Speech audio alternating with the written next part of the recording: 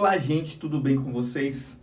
Hoje eu vou falar sobre um dos temas bem interessantes nessa semana. Vocês devem lembrar ainda que nessa semana mais de 1 milhão de pessoas no estado de São Paulo ficou sem luz.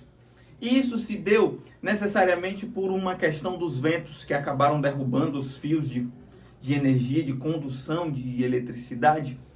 Mas o tema não é necessariamente sobre isso, mas sobre a questão que está em torno de todo esse debate, que é a questão da privatização dos serviços públicos e que tem relação direta com um negócio que a gente chama e que a gente caracteriza muito as políticas dos anos 90 do Fernando Henrique aqui no Brasil e as políticas de Temer e Bolsonaro nesse período mais recente da nossa história. Estou falando para vocês do neoliberalismo, ou novo liberalismo, se assim você quiser chamar. Esse projeto político que teve sua radicalização maior na América do Sul nos anos 90, inicia-se lá por volta de meados da década de 70, 80, com Margaret Thatcher e Ronald Reagan.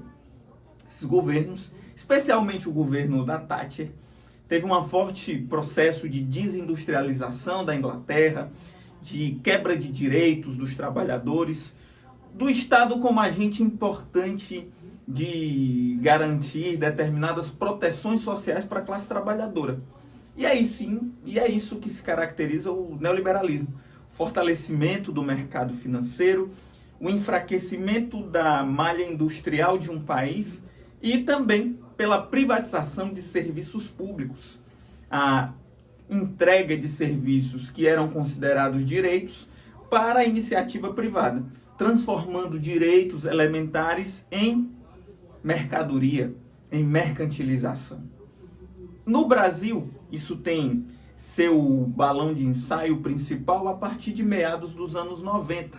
Mas há que se chamar a atenção que ele teve sua forte radicalização aqui no nosso continente, ali por volta dos anos 70, com o Augusto Pinochet, um ditador que era neoliberal. Ou seja, autoritarismo e neoliberalismo no Brasil, violência contra trabalhadores, violação de direitos humanos, tem relação direta com um programa neoliberal na América Latina. Não dá para falar de um sem falar de outro. O Brasil, em 88, tinha passado por uma constituinte que tinha garantido um conjunto de direitos universais aos cidadãos brasileiros, fruto de um movimento social que ressurgiu no país e que poderia ter avançado muito mais a Constituição, mas que ainda foi fruto ali de alguns acordos. Mas mesmo assim, essa Constituição deixou um legado para o povo brasileiro de um conjunto de direitos: moradia, saúde, educação pública.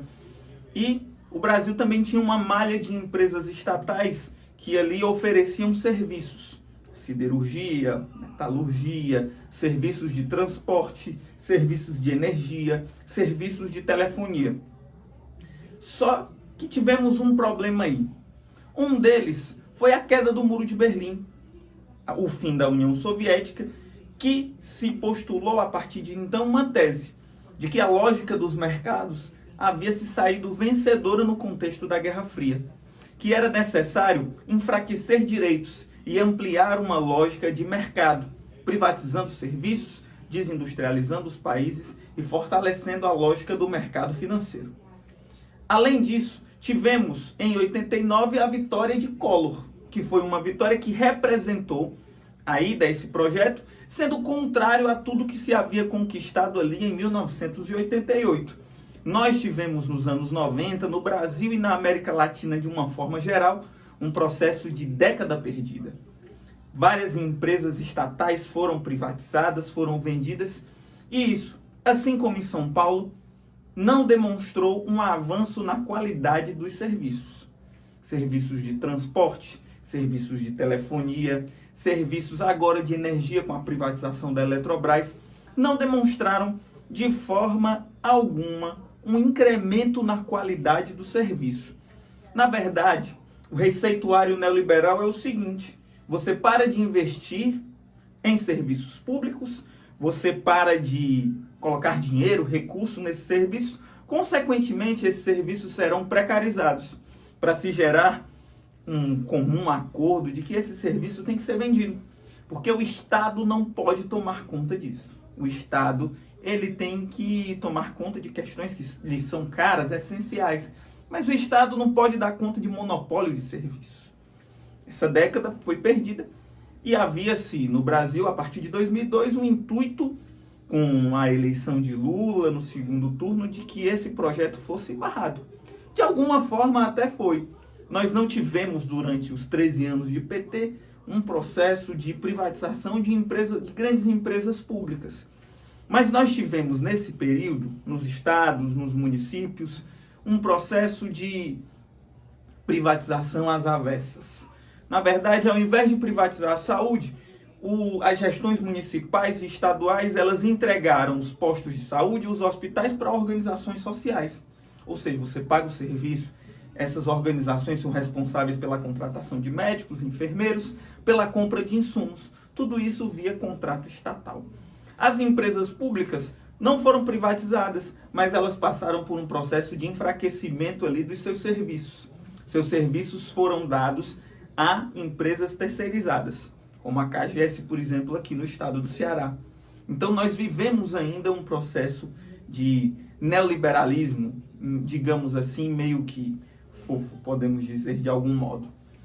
Só que não era suficiente para os neoliberais e para os liberais que esse processo continuasse sem uma radicalização. E o que foi que houve, portanto, em 2016? Um golpe institucional contra uma presidenta eleita. Após esse golpe, nós tivemos de novo a radicalização desse discurso neoliberal de enfraquecimento dos serviços públicos e da privatização de empresas públicas. Haja vista que Temer e Bolsonaro fizeram um projeto muito forte no intuito de legitimar a privatização da Petrobras. Esteve na ordem do dia a privatização dos Correios, tá certo? E de tantas outras empresas públicas importantes, patrimônios do povo brasileiro. Bom, e nós chegamos agora em 2023. 2023 que teve o colapso de energia lá em São Paulo. E que, espantem-se, não era de uma empresa pública. A negligência desse serviço foi implementado por uma empresa privada italiana, a Enel.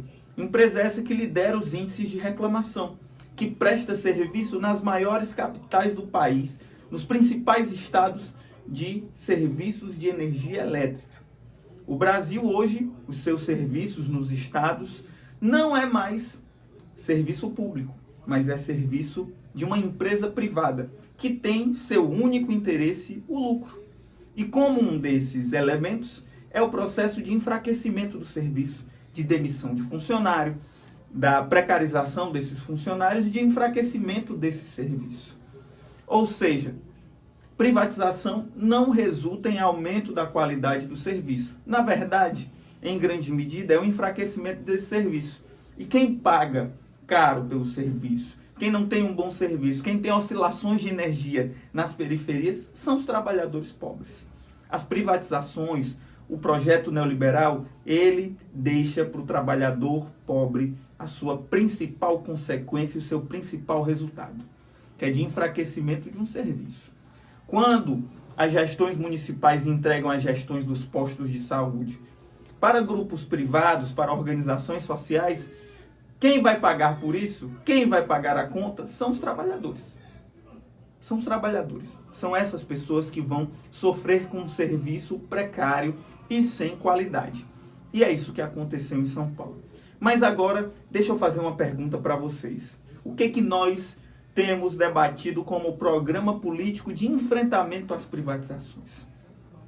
Será que a esquerda, o campo majoritário da esquerda, tem pensado em suas gestões municipais e estaduais, de fato, de se colocarem como enfrentarem, ou como se colocarem como uma pauta central, o enfrentamento às privatizações, um enfrentamento ao enfraquecimento dos serviços públicos?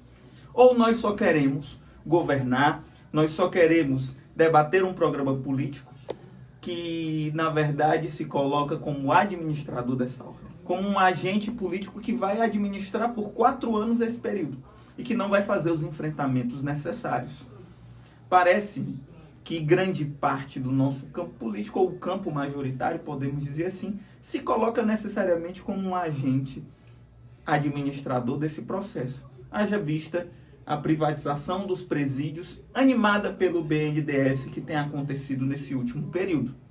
Ou seja, mas é necessário, é fundamental que nós tenhamos como projeto político enfrentar os ataques, as privatizações e esse projeto neoliberal. Não pode entrar na esquerda a lógica da hegemonia neoliberal, de que os mercados foram bem-sucedidos, de que a gente deve ser governo somente para administrar. Não. A gente, de fato, tem que propor um projeto político que, de fato, faça esse enfrentamento às privatizações no Brasil.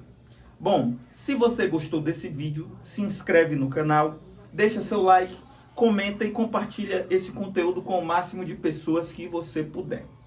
Até mais, saudações!